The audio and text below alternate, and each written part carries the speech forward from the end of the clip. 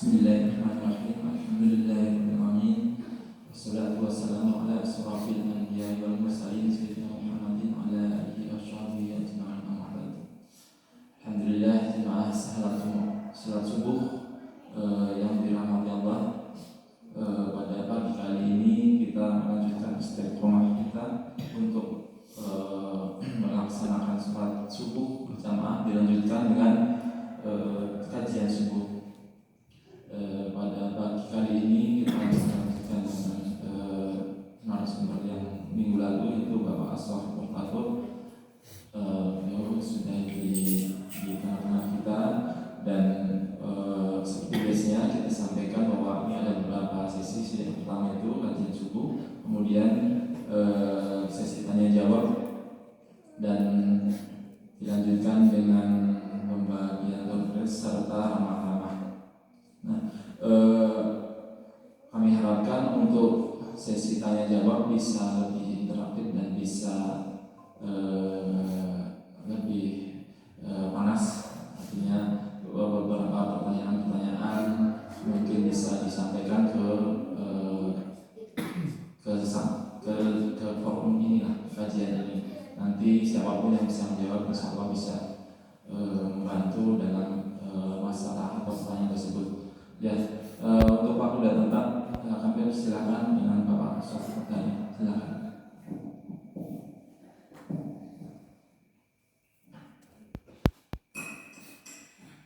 Bismillahirrahmanirrahim. Bapak-bapak, ibu-ibu, jamaah salat subuh Masjid At-Ta'awun yang berbahagia, yang Allah rahmati, Allah kasihi dan sayangi. Assalamualaikum warahmatullahi wabarakatuh.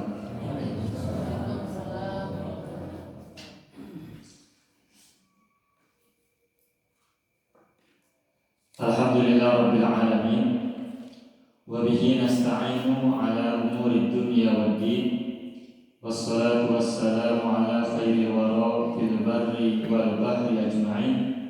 Allahumma shalli ala sayyidina Muhammadin wa ala ali sayyidina Muhammad fil alamin innaka Hamidum Majid. Amma ba'du. Puji syukur kita panjatkan kehadirat Allah yang Maha Syakur dan juga Maha Sabur atas semua karunia-Nya yang dilimpahkan kepada kita semuanya. Semoga kita selalu berada dalam kesyukuran dan juga dalam kesabaran, dengan hati yang diliputi rasa bahagia, dengan hati yang diliputi rasa syukur kepada Allah Subhanahu wa taala. Amin ya rabbal alamin. Salam dan salam semoga Allah selalu curahkan tanpa henti kepada junjungan kita Nabi Muhammad SAW, salawat dan salamnya dengan keluarganya dan juga para sahabat setia, dan kita yang ada di sini khususnya, dan juga orang tua kita, pasangan-pasangan kita, anak keturunan kita, saudara-saudara kita semua tanpa kecuali. Semoga kita dan mereka semua kelak mendapatkan syafaat dari beliau. Amin ya Allah ya rabbal alamin. Bapak-bapak, ibu, insyaallah semuanya pada sehat, semuanya berada dalam kebaikan dan keberkahan, kecerahan hati, kecerahan pikiran, juga kesehatan lahir dan batin, fisik, juga kesehatan hati, kesehatan pikiran semuanya. Amin ya Allah ya rabbal alamin. Bapak-bapak dan ibu sekalian saya hormati, melanjutkan bahasan kita pada minggu yang lalu. Hari ini, pagi ini kita masih mempelajari kitab Ihya Ulumuddin, kitab yang merupakan salah satu magnum opusnya dari imam besar, imam tasawuf, yakni Al-Imam Abu Ahmad Al-Ghazali, atau yang biasa dengan Abu Hamid Al-Ghazali, yang disebut biasa dengan Abu Hamid Al-Ghazali, atau yang dikenal dengan Imam Ghazali pada umumnya. Dia punya kitab banyak, yang salah satunya adalah yang sekarang berada bersama kita, ini kitab Ihya Ulumuddin. Sebelumnya marilah kita bersama-sama juga dari Al-Fatihah untuk beliau, karena salah satu adab untuk orang yang ilmunya kita pelajari adalah kita berbuat baik kepadanya, setidaknya dengan diri Al-Fatihah karena beliau sudah wafat jauh meninggalkan kita. Ila hadratin Nabi Mustafa Muhammad sallallahu alaihi wasallam wa khususan ruh almarhum al-muallif al-Imam Al-Ghazali khasatan wa li jami'il mu'minin wa minat wa muslimat al-ahya minhum wal amwat subhanallahu al-Fatihah. A'udzu billahi minasyaitonir rajim. Bismillahirrahmanirrahim. Alhamdulillahirabbil alamin arrahmanir rahim maliki yaumiddin iyyaka na'budu wa iyyaka nasta'in ihdinas siratal mustaqim siratal ladzina an'amta 'alaihim ghairil maghdubi 'alaihim waladdallin. Bapak-bapak dan ibu sekalian yang saya hormati, kita berada di bahasan bab ke-7, al-babus sabi'u fi haqiqatil mauti wa ma yarfahul mayyitu fil qabri ila nafkhatis suri. Bab ke-7 bercerita atau membahas tentang hakikat kematian atau esensi kematian, haqiqatul maut, wa ma yarfahul mayyit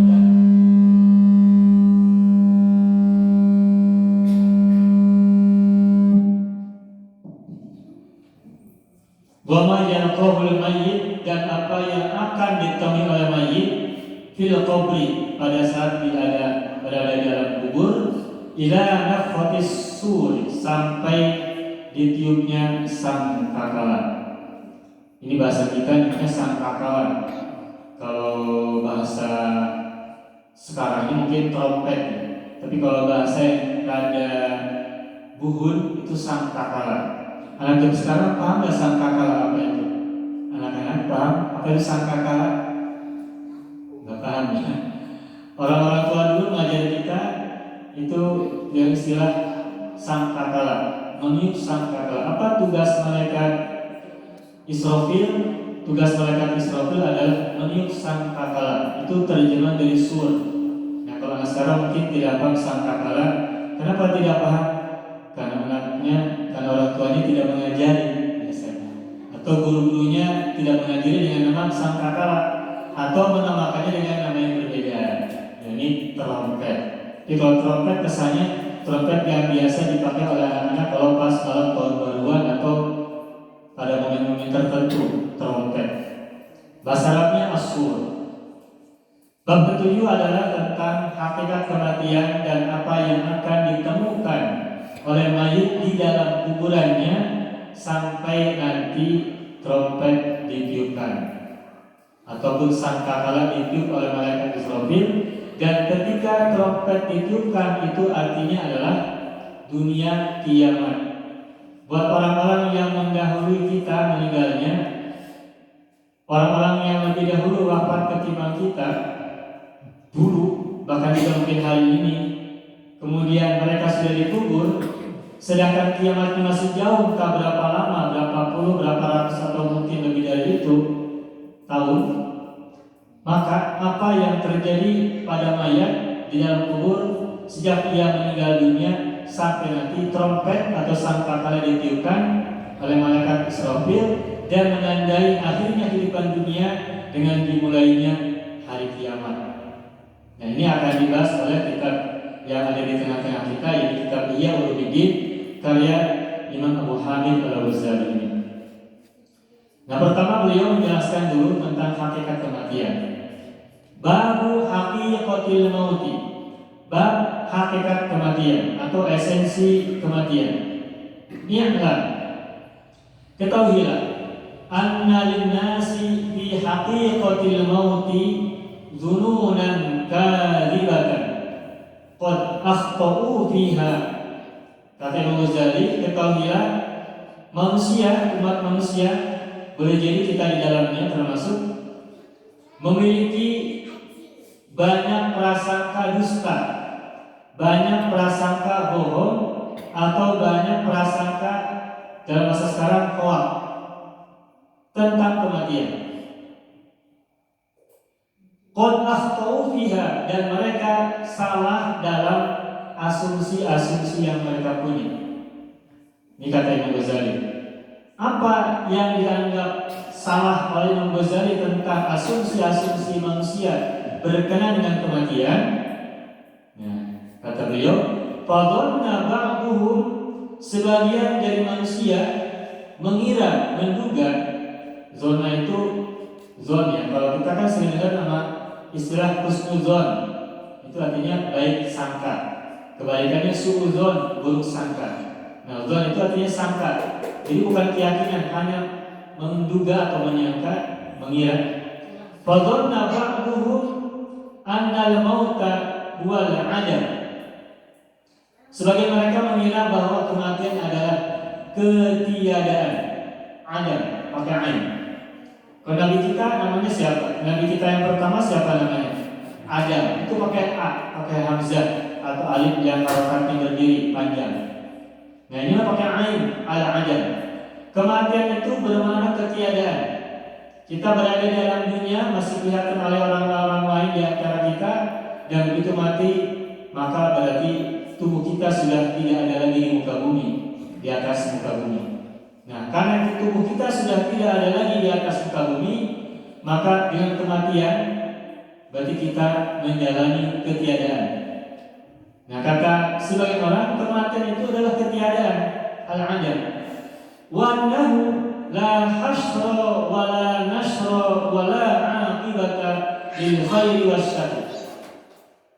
Nah, kata sebagian orang ini yang dianggap salah oleh Imam Ghazali prasangkanya, selain kematian dianggap sebagai ketiadaan, orang-orang ini berpendapat bahwa kematian itu merupakan ketiadaan dan la hasra, tidak ada hasyr, tidak ada pengumpulan. Kita pernah dengar kan, ada yang disebut dengan hari mahsyar, yaumul mahsyar. Itu hari di mana manusia nanti akan dikumpulkan berbondong-bondong, dibangkitkan dari kuburnya untuk menuju satu tempat perkumpulan besar yang dalam bahasa Arab disebut dengan yaumul hasyar.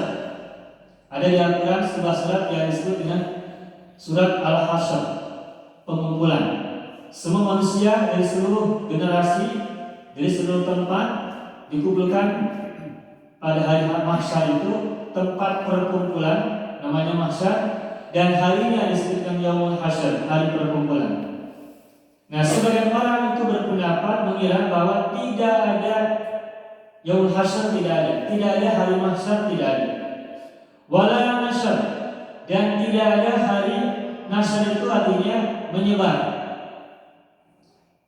Menyebar dari mana? Menyebar dari tempat mereka berasal. Di mana asalnya? Di dalam kubur. Tidak ada kebangkitan dan tidak ada penyebaran. Setelah mereka keluar di dalam kuburnya, kebangkitan yaumul bi'tsah, lalu mereka nasyr, menyebar ke mana? Ke alam hasyr tadi, ke alam perkumpulan, ke hari perkumpulan tadi. Wala aqibata lil khair, dan tidak ada akibat, tidak ada sanksi, tidak ada hukuman, tidak ada ganjaran lil khairi, untuk kebaikan-kebaikan, wasyarri, dan keburukan atau kejahatan. Nah, kata bukan sebagian orang, kematian itu berarti ketiadaan, hidup selesai. Karena sudah selesai hidup mereka, manusia, kata orang-orang ini, maka tidak ada lagi hari kebangkitan, tidak ada lagi hari pengumpulan, tidak ada lagi hari penyebaran, dan juga tidak ada hari di mana ada perhitungan dan pembalasan baik atas kebaikan maupun atas keburukan. Ini kata sebagian orang. Terus berikutnya, wa anna mautal insani kamautil hayawanati wa jafafin nabati. Kata orang-orang ini, kematian manusia itu sama saja dengan kematiannya para hewan dan tumbuhan-tumbuhan yang kering. Pohon ketika sudah kering tumbang, atau daun-daun ketika sudah kering berguguran. Nah, manusia itu matinya seperti itu, kata sebagian orang. Yang jangan bohong, kata Imam Ghazali. Nah, terus wahada ra'yul mulhidina wa kulli man la yu'minu billahi wal yawmil akhir. Nah, asumsi seperti itu yang mengira bahwa kematian adalah ketiadaan, berakhirnya kehidupan semata-mata yang tidak ada pembalasan, tidak ada hari perhitungan, itu adalah pendapatnya orang-orang yang mulhidin, orang-orang yang ingkar, dan pendapatnya orang-orang yang tidak beriman kepada Allah dan hari akhir. Jadi kalau di luar sana ada orang yang berpendapat seperti itu, yang menyatakan kematian sebagai ketiadaan, hanya sebagai akhirnya kehidupan saja tanpa adanya pembalasan, maka itu kata Imam Ghazali adalah pendapatnya orang-orang yang ingkar, mulhid, dan pendapatnya orang-orang yang tidak beriman kepada Allah dan hari akhir. Nah, kita bertanya pada diri sendiri, apakah kita termasuk mereka ataukah tidak? Insya Allah kita tidak termasuk mereka. Kita beriman kepada Allah dan hari akhir, dan kita tidak mengingkari kepada Allah dan juga pada hari akhir. Maka kita berbeda pendapat dengan pendapat yang tadi kita sampaikan. Itu pendapat yang pertama. Nah, pendapat berikutnya sebagai orang lagi yang dianggap dusta oleh Imam Ghazali adalah wadonna qaumun, dan sebagian kaum juga berpendapat annahu yan'alimu bil mauti wa la yata'allamu biqabin wa la yatana'amu bi thawabin. Sebagai kaum lagi berpendapat bahwa kematian itu berakhirnya manusia, tiadanya manusia, meniadanya manusia. Dengan kematian manusia menjadi tiada, wala yata'allam biqabin, dan dengan kematian ia tidak merasakan lagi siksaan, wala yatana'amu bi thawabin, dan tidak merasakan kenikmatan berupa ganjaran. Ini juga dianggap sebagai pendapat ataupun perkiraan yang kadzibah, yang dusta, kata Imam Ghazali. Mada fil qabri, kata sebagian orang itu, dengan kematian ketika orang sudah di alam kubur, maka di alam kubur tidak merasakan iqab, siksa, hukuman, dan juga tidak merasakan thawab, ganjaran dalam kubur, menurut sebagian orang yang juga dianggap sebagai dusta oleh Imam Ghazali. Ila an yu'ada fi waqtil hasri, sampai dibangkitkan pada hari pengumpulan dengan hasyr. Itu pendapat yang kedua. Pendapat yang ketiga tentang kematian yang dianggap dusta oleh Imam Ghazali adalah wa qala akhirun, sebagian orang berpendapat juga bahwa innar ruha baqiyatun la tan'alimu bil mauti, sesungguhnya ruh itu kekal, tidak tiada dengan kematian. Ruh tidak tiada dengan kematian. Wa innama al-musabu wal mu'aqabu hiya al-arwahu dunal ajsadi. Kata pendapat yang ketiga, ruh itu kekal, tidak tiada dengan kematian, tidak hilang dengan kematian, tidak rusak dengan kematian, tetapi yang disiksa atau yang mendapatkan ganjaran adalah ruh-ruh tanpa jasad. Kata pendapat yang ketiga ini, yang dikubur mendapatkan siksa, yang dikubur mendapatkan kenikmatan ataupun ganjaran, itu hanya semata-mata ruh, tidak dengan tubuhnya. Kata pendapat yang ketiga. Jadi yang kalaupun nanti orang masuk alam kubur ketika sudah meninggal dunia, itu yang merasakan iqab, siksa, yang merasakan ganjaran, kenikmatan, itu hanya ruh semata-mata, tidak jasadnya. Nah, kata Imam Ghazali ini pun termasuk pendapat yang kadzibah. Kata Imam Ghazali. Kata Imam Ghazali, nanti kita akan lihat seperti apa pendapat beliau. Wa innal ajzada la tubna wa la tubshal aslan. Kata pendapat yang ketiga ini, jasad itu tidak akan dibangkitkan dan juga tidak akan dikumpulkan di alam mahsyar aslan sama sekali. Kan tulang-tulang kan sudah wahyalumi, sudah jadi tulang belulung kan. Ketika nanti kita dalam kubur, barangkali mereka yang sudah biasa menggali kubur akan tahu atau sudah tahu bahwa ketika dalam kubur beberapa hari atau beberapa minggu itu kan kita tubuhnya sudah tidak ada, paling tinggal tulang belulang, hanya disisakan tulang belulang oleh binatang-binatang tanah, oleh binatang tanah. Nah, Karena sudah tinggal tulang belulang, maka kata pendapat ini itu tubuh tidak akan lagi dibangkitkan, tidak akan lagi dihidupkan. Udah tulang mah ya udah tulang selesai, tidak lagi dibangkitkan tubuhnya atau jasadnya. Kata pendapat yang ketiga. Nah, terus wa kullu hadhihi dzununun fasidatun. Kata Imam Ghazali, tiga pendapat tadi dzununun fasidatun adalah praduga yang rusak, praduga yang tidak benar, wa ma'ilatun 'anil haqqi yang menyimpang dari kebenaran. Bahkan alladzi tashhad lahu turukul i'tibar wa tantiqu bihi al-ayat wal akhbar anna al-mauta ma'nahu taghayyur halin faqat. Nah, menurut Imam Ghazali, yang disaksikan menurut pembelajaran, pertimbangan akal, dan juga menurut ayat-ayat dan riwayat-riwayat yang mu'tabar, annal mauta ma'nahu taghayyur halin faqat. Bahwa menurut riwayat-riwayat, ayat-ayat dan juga riwayat-riwayat khabar itu kematian itu adalah taghayyur halin faqat. Kematian adalah perubahan keadaan, hal, kondisi. Kematian itu adalah semata-mata perubahan kondisi dari seseorang. Wana ruha baqiyatun. Imam Ghazali juga sama berpendapat seperti yang pendapat ketiga, ruh itu kekal. Tapi kalau pendapat yang ketiga mengatakan setelah kematian si jasad tidak lagi dibangkitkan. Nah, Imam Ghazali berpendapat juga sama bahwa ruh itu kekal. Anna ruha baqiyatun ba'da mufaraqatil jasad. Ruh kita ini tetap kekal meskipun sudah meninggalkan tubuh ketika mati. Itu juga yang disampaikan oleh Imam Ghazali.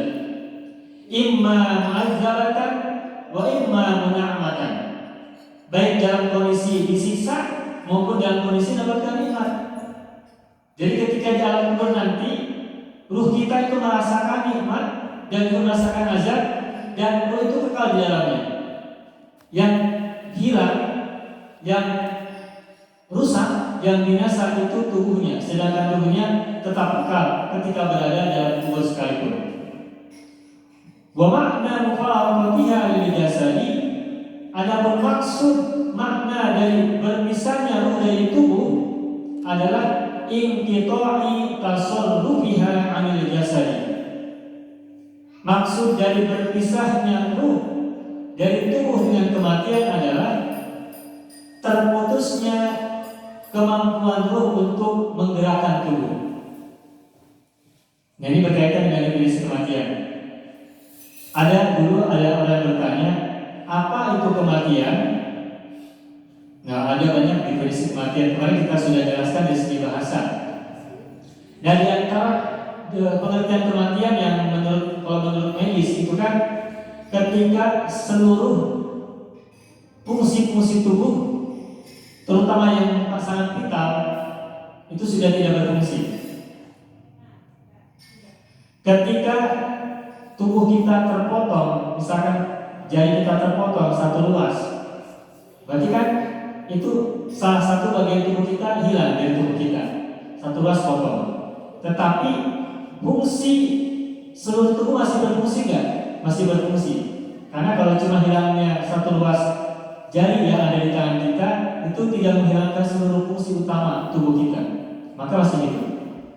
Tetapi kalau misalnya jantung, organ tubuh yang vital tidak lagi berfungsi, dan jantung merupakan organ tubuh yang sangat vital bagi kehidupan seseorang, maka fungsinya hilang, dan itu fungsi yang sangat vital sehingga maka berakhirlah kehidupannya. Maka itu berarti kematian. Maka menurut istilah medis, kematian adalah berhentinya fungsi-fungsi vital dari tubuh. Ketika fungsi-fungsi itu sangat vital dan fundamental, maka kematian terjadi. Tetapi kalau yang hilang adalah sebagian fungsi yang tidak vital, maka tetap orang masih hidup. Maka Maka tidak usah heran banyak orang yang sakit tapi masih hidup karena fungsi vitalnya masih ada. Sedangkan meskipun orang itu tidak sakit lama, namun fungsi vitalnya sudah berakhir, mati. Nah, kata Ibnu juga, kapan kematian terjadi? Kematian terjadi adalah ketika mufaraqatul ruhi lil jasadi, ketika ruh meninggalkan jasad, dengan makna inqita'u tasarrufiha anil jasadi, berhentinya kewenangan ruh terhadap tubuh dengan adanya keluarnya dia dari ruh itu, atau dengan adanya dia keluar dari jasad.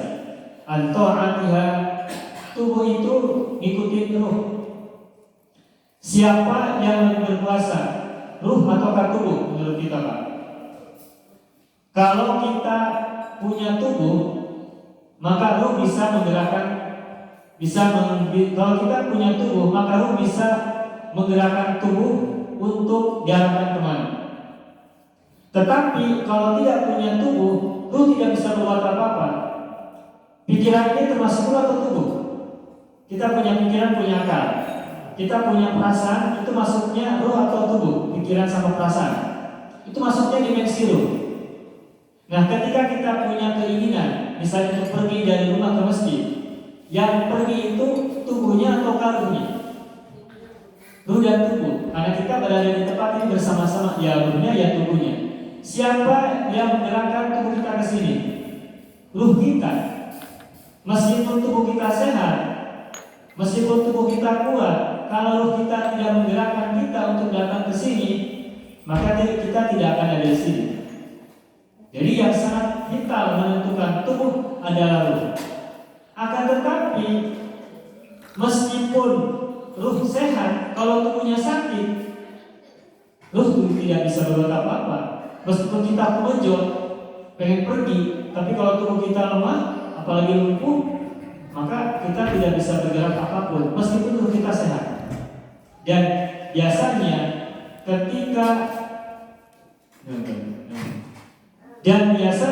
kalau tubuh kita sakit, itu pengaruhnya juga besar kepada ruh kita. Soalnya kalau kita misalkan sakit yang parah aja, pikiran kita kan sudah mikir kemana-mana ya, jangan-jangan besok kita akan segera mati. Maka antara ruh dan tubuh itu interaksinya sangat kuat. Ruh menentukan tubuh, tubuh juga menentukan ruh. Itulah sebabnya dan sebuah katakan kita pernah bahas kalau nggak salah kemarin minggu lalu, ada ungkapan al-aqlus salim fil jismis salim. Akal yang sehat terdapat dalam tubuh yang sehat. Akal itu bagian dari ruh.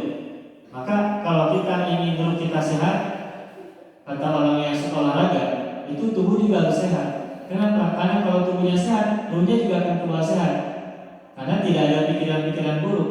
Tapi kalau kita tubuhnya sakit, itu biasanya kita, terutama yang biasa berpikir negatif, sedikit sakit itu buat kita pikirannya sudah kemana-mana. Apalagi kalau penyakitnya luar biasa. Dulu ketika awal-awal COVID, kita berpikir ketika batuk saja, itu mikirnya sudah luar biasa parahnya. Sudah kalau kata orang sekarang kita parno. Tapi kalau kita berpikirnya sehat, aja, positif thinking, ya itu nggak terlalu berpengaruh buat kita. Maka pikiran positif itu perlu sekali untuk menyehatkan tubuh. Kalau kata olahragawan, akal yang sehat terdapat dalam jiwa yang dalam tubuh yang sehat. Tapi buat rohaniawan sebaliknya, tubuh yang sehat ada dalam akal yang sehat. Jadi mana yang lebih dulu, akal dulu atau tubuh dulu? Ya dua-duanya harus tetap baik. Tubuh tetap sehat, ruh juga harus tetap sehat agar dua-duanya tetap sehat. Kembali kepada bahasa Imam Ghazali. Bainal al-dhuha alatun lirruhi tastakmiluha hatta anha la tabtishu bil yadi wa tasma'u bil udhuni wa tubsiru bil 'aini wa ta'lamu haqiqatal asya'i bil qalbi. Nah, jadi kata Imam Ghazali, tubuh itu adalah media-media ruh, alat-alat ruh. Yang bahkan dengan tubuh itulah tangan bisa memegang, dengan tubuh itulah kaki bisa berjalan, telinga bisa mendengar, mata bisa melihat itu dengan tubuh.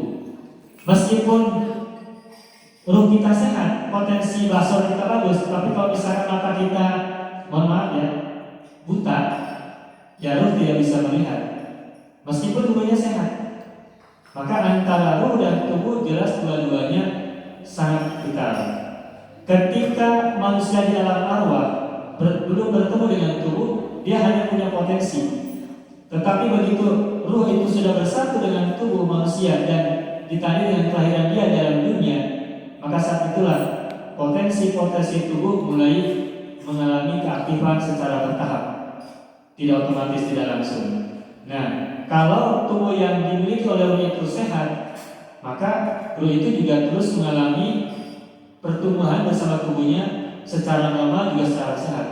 Tapi kalau tubuhnya, apalagi ketika lahirnya kurang sehat, maka ruh juga meskipun punya potensi besar, potensi yang baik, ketika bertemu dengan tubuh yang tidak sehat dengan kelahirannya itu, maka juga akan mengalami kurang maksimalnya potensi ruh. Ruh dan tubuh jelas dua-duanya adalah dua dimensi yang sama-sama pentingnya. Tetapi dibandingkan antara keduanya, kalau dikomparasi, ruhlah yang paling penting. Wal qalbu hahuna ibaratun anir ruh. Yang kata Imam Ghazali, qalbu yang biasa diterjemahkan dengan hati dalam bahasa kita, di sini maksudnya adalah ruh. Kalau kita baca Iyaumiddin di jilid-jilid awal, itu Imam Ghazali kadang-kala menyamakan al-qalbu, ar-ruhu, dan an-nafsu, bahkan al-aqlu. Dalam ilmu Islam itu, terutama dalam ilmu tasawuf, itu ada beberapa istilah yang sebenarnya kadang dibedakan, kadang disamakan. yakni ruh, lalu aqlu, akal, lalu nafsu, lalu qalbun. Ada hak qalbun yang diterjemahkan dengan hati, ada ruh yang diterjemahkan dengan ruh oleh bahasa kita, ada nafsu yang diterjemahkan dengan diri atau jiwa, juga ada lagi yang disebutkan aqlu, diterjemahkan dengan akal. Meskipun empat ini istilah yang berbeda-beda, namun kadang-kadang dalam ilmu tasawuf empatnya dimaknai sama. Kenapa? Karena qalbu, nafsu, jiwa, dan akal itu merupakan bagian dari ruh. Maka ketika ayat ataupun hadis menyebut empat hal tadi, ruh, qalbu, nafsu, dan aql, itu kadang-kadang dimaksudkan sama, kecuali kalau sedang dibahas berbeda-beda. Tetapi yang harus kita ingat dan biar kita tidak salah paham, bedakan nafsu dalam bahasa Arab dengan bahasa Indonesia. Nafsu kalau dalam bahasa Arab itu artinya adalah ada dua, jiwa atau diri. Tapi kalau dalam bahasa Indonesia, nafsu artinya adalah hawa nafsu yang mendorong kepada keburukan, kejahatan. Itu bahasa Indonesia. Meskipun bahasa Indonesia kata nafsu itu diambil diserap dari kata nafsu bahasa Arab, tapi nafsu dalam bahasa Indonesia itu sudah mengalami pergeseran makna, yaitu kadang-kadang kita suka salah menafsirkan ketika membaca ayat, misalnya ya ayyatuhan nafsul mutmainnah irji'i ila rabbiki radiyatan maradiyah. Kalau kita belum tahu perbedaan nafsu bahasa Indonesia dengan nafsu bahasa Arab, itu mungkin ada yang menerjemahkan ayat tadi dengan begini, wahai nafsu yang tenang. Karena terjemahan dari redaksi ayat ya ayyatuhan nafsu al-mutmainnah, kan disitu bunyinya wahai an-nafsu mutmainnah. Kalau kita nggak tahu perbedaan nafsu dalam bahasa Indonesia dengan nafsu dalam bahasa Arab, itu jangan-jangan ayat tadi dipahaminya sebagai wahai nafsu yang tenang. Padahal nafsu dalam bahasa Indonesia beda dengan nafsu dalam bahasa Arab. Kenapa? Karena nafsu dalam bahasa Arab artinya bukan nafsu dalam bahasa Indonesia, melainkan jiwa atau diri. Ya ayyatuhan nafsul mutmainnah itu terjemahannya bukan wahai nafsu yang tenang, karena nafsu mengajak kepada kehancuran, Kan hawa nafsu, hawa itu mengajak pada kehancuran atau pada kemenyimpangan. Nah, sedangkan di sini adalah an-nafsul mutmainnah, artinya adalah wahai jiwa yang tenang atau wahai diri yang tenang. Sedangkan nafsu dalam bahasa Indonesia, dalam bahasa Arabnya itu adalah hawa. Hawa, al-hawa itu artinya nafsu. Maka kalau dalam bahasa kita suka dilengkapkan, bahasanya sudah disambung, hawa nafsu. Itu artinya hawa nafsu itu dorongan untuk berbuat keburukan. Hawa artinya adalah dorongan untuk berbuat keburukan. Nafsu itu jiwa. Oleh kita diterjemahkan jadi hawa nafsu, dimanakan sama pada beda. Nafsu dalam bahasa Arab artinya adalah jiwa atau diri. Nah, jadi kembali ketika kita bahas dalam ilmu tasawuf, nafsun, aklun, qalbun, dan ruhun, 4 istilah yang berbeda, tapi kadangkala dimaknai sama. Dan Imam Ghazali pun mengatakan demikian, bahwa al-qalbu hahuna, maksud qalbu di sini adalah ibaratun anir ruh, adalah satu ungkapan tentang ruh juga maksudnya. Nah, wa ruhu ta'lamul asya'a bi nafsiha min ghairi alatin. Ini menarik. Kata Imam Ghazali, al-ruh itu mampu mengetahui al-asya, semua sesuatu. Min ghairi alatin, tanpa adanya alat. Ketika kita dulu di alam arwah, kita bisa mengenali sesuatu meskipun tidak ada alat mata. Meskipun tidak menggunakan mata, di alam ruh itu kita sudah bisa melihat sesuatu. Sampai ketika Tuhan bertanya, alastu bi rabbikum, bukankah aku ini adalah Tuhan kalian, kata Allah? Dan ruh ketika itu menjawab, qalu bala, syahidnya. Mereka berkata, para ruh tadi, ya kami bersaksi bahwa Engkau adalah Tuhan kami semua. Nah, ketika ruh tadi bersaksi, itu kesaksian itu lebih kesaksian syahadah itu lebih tinggi derajatnya ketimbang pengetahuan, ketimbang ilmu. Kalau ilmu itu bisa hanya menggunakan logika, ilmu, pengetahuan, bisa dengan menggunakan akal. Tapi kalau tasyhadu syahadah, qalu bala syahidnya, itu lebih mendalam, lebih luas ketimbang ilmu syahadah. Maka ketika lu berkata, ya kan bersaksi, maka yang disaksikan oleh lu bukan hanya pengetahuan, bukan hanya fase ilmu, tapi betul-betul fase syahadah, kesaksian. Nah, ruh itu bisa mengetahui, bisa bersaksi bahwa Allah adalah Tuhan mereka semuanya, karena ruh punya potensi untuk mengetahui min ghairi alatin, tanpa adanya alat mata. Maka jika ruh saja mampu melihat, mampu mengetahui, mampu bersaksi tanpa media-media tubuh di alamnya, maka apalagi Tuhan. Kan dulu ketika kita belajar ilmu akidah atau tentang usuluddin, kan Allah punya sifat sama, punya sifat basor, punya sifat kalam ya, wujud, qidam, baqa, mukhalafatuhu lil hawaditsi. Itu apa lagi? Qiyamu binafsihi wahdaniyat qudrat iradah. Terus ilmu, hayat, sama, basar, kalam, qadiran, muridan, aliman, hayat, sami'an, basiran, mutakalliman. Itu sifat wajib bagi Allah. Wujud, qidam, baqa. Nah, terus ada kan sifat yang berikutnya, sama, basor, kalam.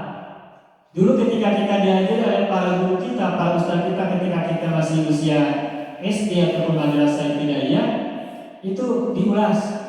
Allah itu maha mendengar, tapi mendengarnya Allah bukan dengan telinga. Allah itu maha melihat, tapi melihatnya bukan dengan mata. Allah itu berbicara, tapi berbicara bukan dengan lidah. Kenapa? Karena yang berbicara dengan lidah, yang melihat dengan mata, yang mendengar dengan telinga, itu siapa? Manusia. Dan itu pun manusianya adalah tubuh. Sedangkan ruh tidak butuh mulut untuk bicara, ruh tidak butuh telinga untuk mendengar, ruh juga tidak butuh mata untuk melihat. Maka jika ruh saja yang merupakan bagian integral dari manusia bersama tubuhnya bisa melihat tanpa mata, bisa mendengar tanpa telinga, bisa berbicara tanpa lidah, maka apalagi pencipta ruh. Maka dulu kita kan suka berpikir, bagaimana ya Allah bisa melihat kalau tidak dengan mata? Gimana melihatnya? Bagaimana ya Allah bisa mendengar kalau tanpa telinga? Bagaimana mendengarnya? Bagaimana ya Allah berbicara kalau tanpa lidah? Kok bisa berbicara? Dulu waktu kita kecil mungkin pernah ada pertanyaan begitu. Tetapi untungnya para guru kita sudah menjelaskan Allah itu berbicara tanpa dengan lidah. Karena kalau Allah punya lidah berarti sama dengan makhluk. Sedangkan Allah kan laisa kamitslihi syai'un wa huwas samiul basir. Allah itu tidak ada yang menyerupa dengan apapun, dengan sesuatu apapun. Dan dialah zat yang maha mendengar dan juga zat yang maha mengetahui. Maka sekarang jadi bisa dimengerti bahwa Allah itu zat yang maha mendengar tanpa telinga, Allah itu zat yang maha berbicara tanpa lidah, zat yang maha melihat tanpa mata. Dan kita pun ruh ini, yang punya ruh ini juga di alamnya, kalau sudah berpisah dari tubuh ini, itu juga sama. Bisa melihat tanpa tubuh ketika memang tubuhnya sudah terlepas. Cuma ketika ruh sudah bertemu dengan tubuh dan yang dilihat ini adalah fisik-fisik, benda-benda, sesuatu yang terindah, maka ruh ini hanya bisa melihat semua benda dengan perantara tubuh, tetapi itu untuk dimensi materi, dimensi fisik. Pernahkah kita bermimpi berada di suatu tempat dan kita bisa melihat semuanya, padahal tubuh kita sedang tidur? Sering ya? Pernah gak kita bermimpi seseorang bertemu di suatu tempat dan kita melihat orang itu dengan sangat jelas? Pernah kan? Pasti pernah. Padahal tubuh kita sedang tidur. Nah, lalu kalau gitu siapa yang melihat teman dalam mimpi? Ruh. Dan itu bukti bahwa ruh itu sekalipun tubuhnya itu istirahat tidur, tetapi kalau dia berada di alamnya, di alam ruhnya, maka dia bisa melihat semuanya. Itu sebagai penjelasan dari kata-kata Imam Ghazali yang mengatakan bahwa ar-ruhu ta'lam bil asya'i bi nafsiha min ghairi alatin.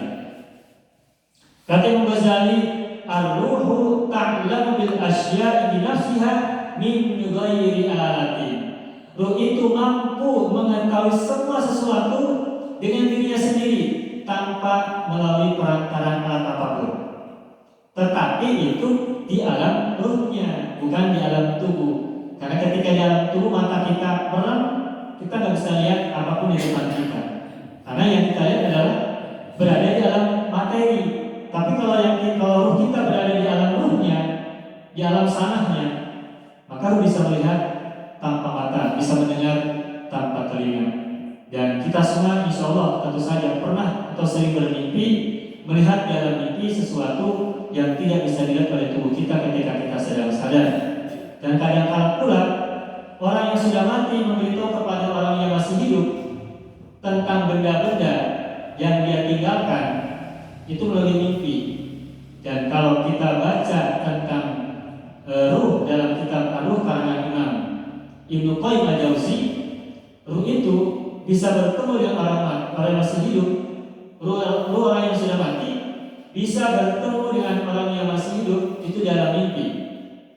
Dan ruh tadi bisa beritahu kepada orang yang masih hidup tentang apa-apa yang ditinggalkan dan kemudian apa yang harus dilakukan oleh orang yang masih hidup dari sesuatu yang ditinggalkan oleh mayit. Dan jika ada orang yang masih hidup bisa bertemu dengan orang mayit dalam ruh, dalam mimpinya, itu boleh jadi sebagian adalah benar. Maka tidak boleh diabaikan juga, tidak boleh diabaikan. Meskipun sebagian dari mimpi adalah kata orang mengat tidur, tetapi sebagian dari mimpi itu boleh jadi memang petunjuk bagi orang yang hidup dalam mimpinya, dalam tidurnya, untuk melakukan sesuatu menurut apa yang dia dengar Imam Ibnu Qayyim al-Jauzi, bertemunya ruh orang mati dengan orang yang masih hidup itu terjadinya di alam mimpi. Karena ketika orang itu tidur, itu sama-sama berada di alam ruhnya. Di Al-Quran pun disebutkan, wallahu yatawaffal anfusa hina mautiha wallati lam tamut fi manamiha. Allah mematikan atau mewafatkan jiwa-jiwa ketika dia tidur, ketika dia sudah mati. Wallati lam tamut fi manamiha, dan orang-orang yang belum mati pada saat dia tidur. Jadi kata ayat ini, Allah mengangkat jiwa-jiwa dari orang yang sudah mati dan mengangkat jiwa-jiwa dari orang yang masih hidup yang belum mati ketika ia tidur. Mengangkat kemana? Mengangkat pada alam yang sama, di satu alam. Nah, dalam bahasa hijau menurut kitab Ibnu Qayyim al-Jauzi dalam kitabnya berjudul Al-Ruh, itu disebutkan bahwa di alam ruh, antara ruh orang yang mati dengan ruh orang yang masih hidup dengan tidurnya itu bisa bertemu, bisa saling beritahu, bisa saling berkomunikasi, bisa saling berinteraksi. Itu kata Imam Ibnu Qayyim al-Jauzi. Nah, sehingga jangan heran kalau ada orang yang sudah wafat lalu ingin memberikan sesuatu informasi kepada masih hidup, itu adanya di alam mimpi, bukan di alam yang seperti sekarang kita bersaksi ini. Karena kita hanya bisa melihat tubuh-tubuh. Kalau kita tidak ingin melihat tubuh, itu mimpi. Jadi kalau kita ingin ketemu orang mati, gimana caranya? Mimpi. Mimpi dulu. Gimana dia bisa mimpi? Tidur. Bagaimana dia tidurnya mimpinya benar? Berdoa dulu. Kalau kita tidur, kemudian tiba-tiba mimpi, tapi mimpinya menakutkan, itu boleh jadi karena kita belum berdoa ketika tidur. Saya pernah baca lagi hadis riwayat yang lainnya tentang etika tidur. Ini barangkali kait ya, karena kaitannya dengan roh. Kita mungkin pernah dengar riwayat yang mengatakan bahwa Rasulullah itu ketika tidur itu tidak tidur. Ada di begini. Tanamu aynaya wala yanamu qalbi. Kata Rasulullah, tanamu aynaya wala yanamu qalbi. Kata Rasulullah, dua mataku tidur, wala yanamu qalbi, sedangkan hatiku tidak. Jadi kalau Rasulullah yang tidur hanya kedua matanya, sedangkan hatinya tidak tidur. Nah, terus ada kalimat berikutnya, Fadwi binaumika tahrifa mu'natika alal malaikati. Maka untuk kita nasihat dari Rasulullah, kalau kita mau tidur, Fadwi binaumika, maka niatkanlah dengan tidurmu tahrifa mu'natika alal malaikati. Maka niatkanlah ketika sedang tidur itu untuk meringankan bebanmu atas malaikat. Jadi kalau kata hadis ini, kalau kita mau tidur itu kan mau istirahat, mau menghilangkan penat, mau menghilangkan kelelahan fisik sekian jam kita hidup, kita sadar. Maka ketika kita mau tidur itu artinya kita ingin istirahat, bukan ingin mendapatkan keresahan baru, bukan ingin mendapatkan pencapaian baru, bukan ingin mendapatkan kelelahan baru. Nah, maka agar tidur kita berada dalam kenyamanan, dalam kerehatan pikiran, dalam ketenangan hati ketika tidur itu, maka tips kata Rasulullah, inwi binaumika tahrifa mu'natika 'alal malaikati. Maka ajaklah malaikat kita yang bersama kita. Kan kita tahu ya, kita kan diikuti oleh malaikat kan. Ada malaikat rotib, ada malaikat atid kan. Dan juga malaikat yang lain. Tidak hanya dua malaikat mencatat amalan kita, tapi malaikat-malaikat yang lain. Karena ketika kita berwudu, di situ ada malaikat. Ketika kita sholat, di situ juga ada malaikat. Maka bersama kita banyak malaikat, tidak hanya rotib dan atid. Nah, kata Rasulullah, kalau kita mau tidur dan ingin tenang tidur kita, maka ajaklah malaikat kita berbicara. Lalu inwi binaumika tahfifan minatika, niatkanlah dengan tidurmu itu untuk meringankan bebanmu kepada malaikat.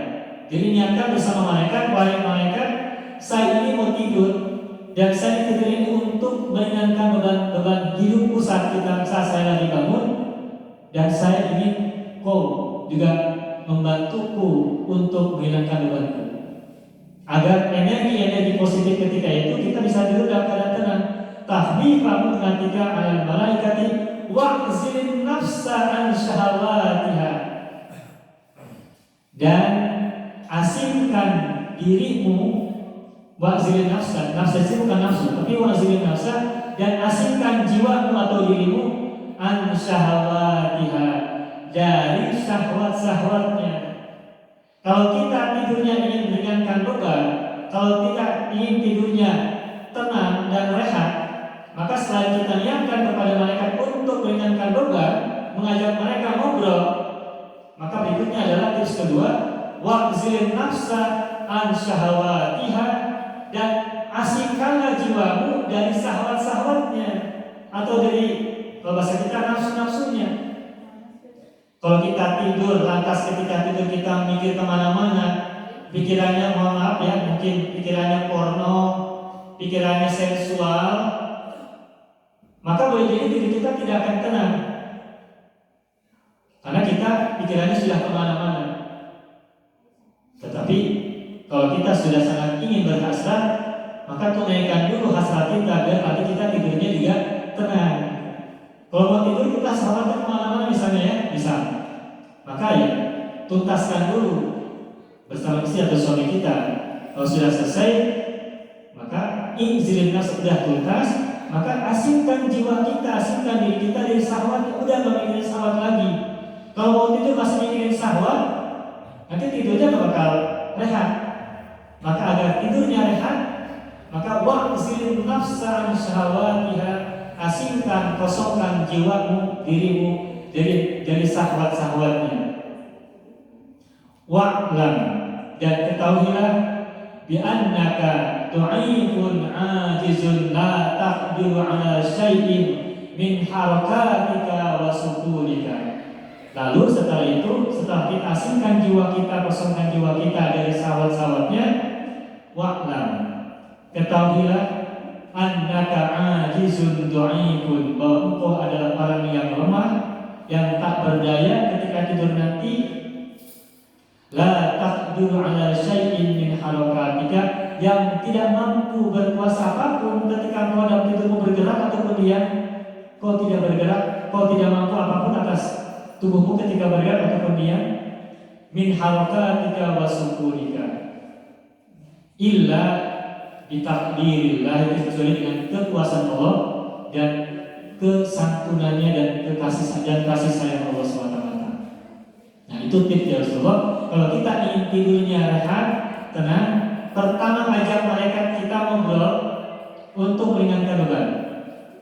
Ya sekali-kali kita, kalau misalnya kita harap kepada malaikat yang bersama kita, maka setidak-tidaknya kalau mau tidur ajak ngobrol malaikat kita.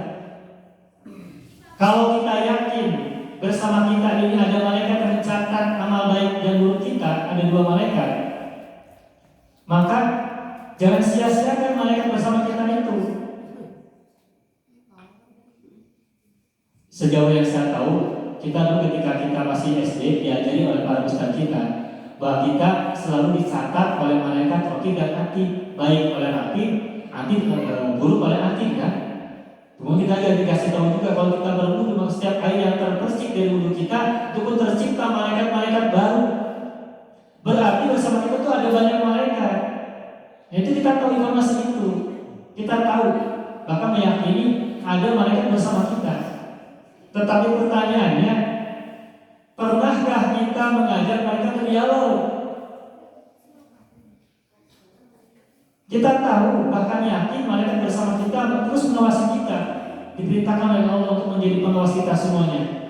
Tetapi masalahnya, pernahkah kita mengajak mereka berdialog? Padahal kita yakin Nah, kalau kita belum pernah mengajak mereka berdialog, berinteraksi, maka inilah kesempatannya setelah kita tahu kata Rasulullah, inwi binaumika tahfifa mu'natika 'alal malaikati. Ini referensinya. Bolehkah kita ngajak ngobrol dengan malaikat?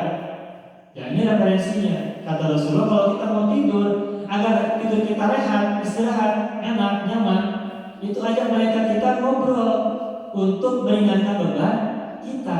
Ketika tadi kita sebelumnya sampai lelah dengan kehidupan kita sebelumnya, maka tidur ingin kita niatkan sebagai peringanan beban, pelepasan penat, pelepasan kelelahan kita ketika kita sedang sadar.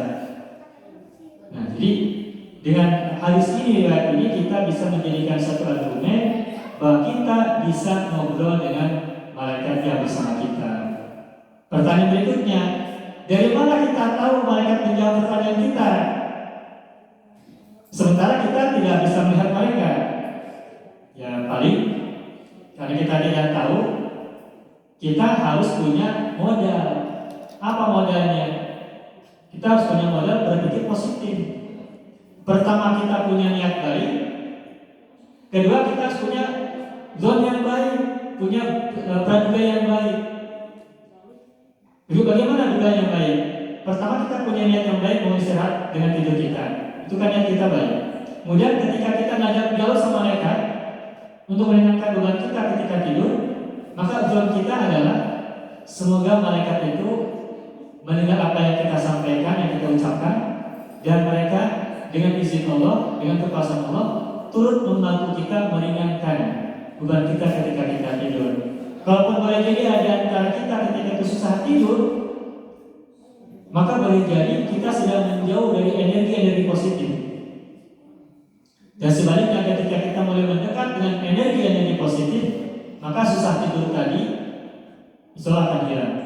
Mohon saya ada cerita, ini cerita faktual.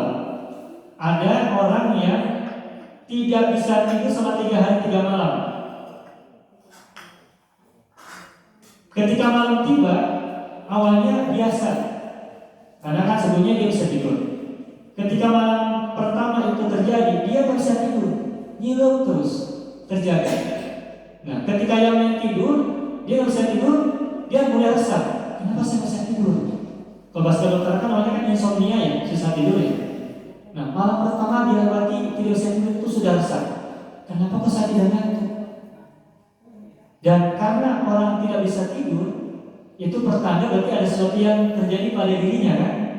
Ada sesuatu yang negatif pada dirinya, pada minimal tubuh, atau bisa jadi tubuhnya atau juga pikirannya. Nah, lalu siang dijalani. Nah, ketika malam tadi punya pengalaman gak bisa tidur, itu mulai resah lagi. Tadi malam gak bisa tidur nih. Jangan dia malam itu gak bisa tidur juga. Jangan dia malam yang kedua juga gak bisa tidur. Ternyata benar, gak bisa tidur juga akhirnya. Nah, 2 malam gak bisa tidur semakin resah. Dan manusia kan butuh istirahat. Ketika 2 malam gak bisa tidur, maka saraf-saraf menegang, pikiran semakin negatif kan. Nah, akhirnya 3 malam sama gak bisa tidur juga. Kemudian gimana cara memberikan terapinya? Terapinya adalah berpikir positif, lalu pasrah kepada Allah. Kalaupun misalnya saya malam ini gak bisa tidur lagi, terserah ya Allah, udah mangga. Mau tidur, mau tidak, mau ngantuk, mau enggak, terserah. Pokoknya saya tidak akan ambil pusing dengan kondisi saya gak bisa tidur 3 malam kemarin. Pasrah. Lalu bagaimana melihat orang lain di sampingnya tidur sementara dia gak bisa tidur, apa yang dia lakukan? Daripada pusing mikir gak bisa tidur, mending dipakai buat sholat, mending dipakai buat zikir, mending dipakai buat hal-hal yang baik. Mungkin kalau perempuan bisa menggunakan waktunya untuk menyetrika, untuk mengerjakan aktivitas rumah tangga, itu biasa dilakukan pada siang hari, tapi dilakukan pada malam hari. Tapi yang jelas hatinya harus pasrah, hatinya harus taslim, hatinya harus sumerah. Tidak lagi dibebani oleh pikiran-pikiran kenapa saya nggak bisa tidur, ada apa dengan diri saya, itu nggak usah ada pertanyaan itu. Udah ikhlas saja, pasrah saja, mangga telan Mau gimana saya bebas. Saya pasrah pada Allah. Mau bisa tidur mau tidak terserah Allah. Toh Allah yang berkuasa atas diri saya. Inni du'ifun ajizun la aqdiru ala syai'in min harakati wasukuni. Aku tidak punya kuasa atas diriku baik saat bergerak maupun saat diam. Nah, setelah punya kepasrahan hati, malam keempat tidur. Setelah itu nggak ada lagi penyakit itu hilang. Jadi kadang-kadang kalau orang nggak bisa tidur, itu bukan karena ada penyakit fisik dalam dirinya, tetapi lebih karena pikirannya terlalu terbebani oleh pikiran-pikiran yang tidak seharusnya. Maka kalau misalnya suatu saat kita pernah merasakan sulit tidur, itu bukan masalah fisik, itu bukan masalah jiwa, bukan masalah tubuh, tapi itu masalah pikiran. Maka caranya adalah pasrahkan, ikhlaskan, insya Allah itu akan hilang, insomnia-nya akan hilang. Alhamdulillah sudah jam 9. Tadi kita sudah nyampe bahas tentang bahwa ruh itu bisa mengetahui semuanya dengan dirinya sendiri min ghairi alatin, tanpa wasilah, tetapi itu ada di dalam ruh. Maka kalau kita juga ingin merasakan pengetahuan yang spiritual, maka berarti ruh kita harus tidak bersama tubuh kita, dan itu artinya kita berada dalam dimensi non fisikal. Dan kalau kata pendapat Ibnu Qayyim al-Jauziyah, tidur itu merupakan salah satu media untuk kita menspiritualkan ruh kita berada di alamnya, dan situlah kita bisa merasakan sesuatu yang tidak bisa dirasakan oleh tubuh kita ketika kita sedang terjaga. Bapak-bapak dan ibu sekalian, itulah yang bisa saya sampaikan berkenaan dengan ulasan dari Imam Ghazali dalam kitab Ihya Ulumuddin bab Haqiqatul Maut.